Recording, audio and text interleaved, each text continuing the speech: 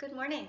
I'm Sue Nelson from the Job Search Center, here today with my very first tip for job seekers, and this one is about interviewing, especially when you're asked insensitive and illegal questions. First thing I want to say is when an employer asks you a question that you know they should not be asking or is just very uncomfortable for you, it is not necessarily that they're trying to discriminate against you. It's more about that they're trying to solve a problem that they've already had and they've misidentified it. So for instance, a question like, do you have children?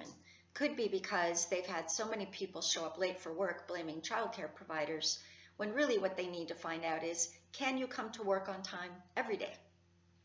Or maybe they ask, are you married? And instead of asking, would you be available to travel a lot or be available to move to our Phoenix office? They don't tell you that's what they're thinking about. They just ask, are you married? Like they're trying to solve the problem already. So today I'd like to give you a principle and a formula for dealing with these kinds of questions. The principle is the employer is trying to solve a problem they've already had and they want you to help them. And the formula is this.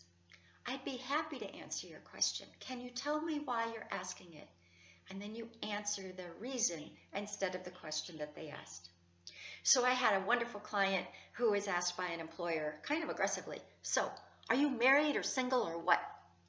And she had practiced, so she said, I'd be happy to answer your question, but I'm wondering why you're asking. And he said he had had a woman in this position for a whole year. It takes a whole year to train a person in this position, very expensive training. And at the end of the year, that woman up and got married and moved to London.